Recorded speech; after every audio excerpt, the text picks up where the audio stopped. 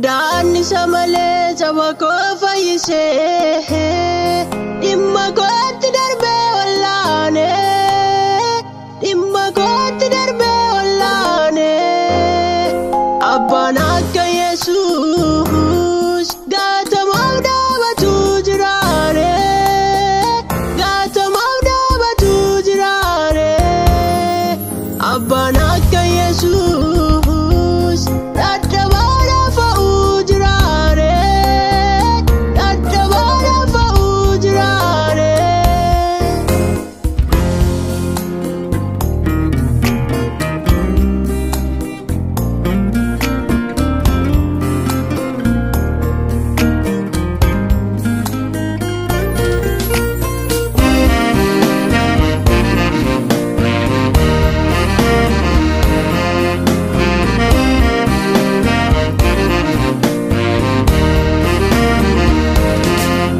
Kan saata'uun koo gatiin ablaate ormaan tureyyuu na araarfate ulfina qummaatee qabu naaf jedhee ulfina saagate firdiidha jalaa na oolmate dursee na faate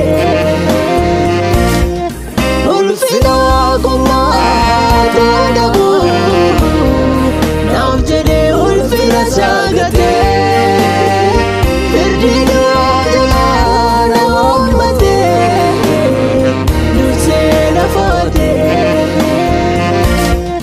Godaanni samalee saba koo fayyisee dhimma kootti darbee wallaane dhimma kootti darbee wallaane abbaan akka Yesuus gaatamaaf dhaabatu jiraare gaatamaaf dhaabatu jiraare abbaan akka Yesuus dadhabaadha fa'uu jiraare dadhabaadha fa'uu jiraare.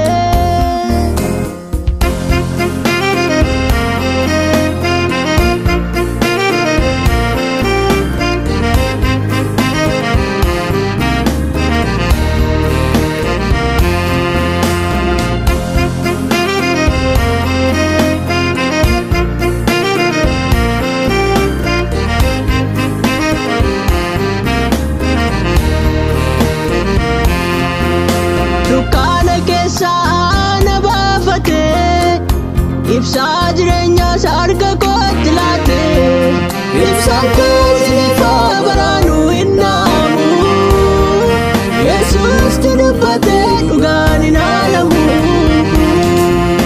Dukkaana keessaa na baafate ibsaa jireenyaas harka kootti laate ibsaan koos ifa baraanuu hin dhaamu Yesuusti dubbate dhugaan hin haalamu.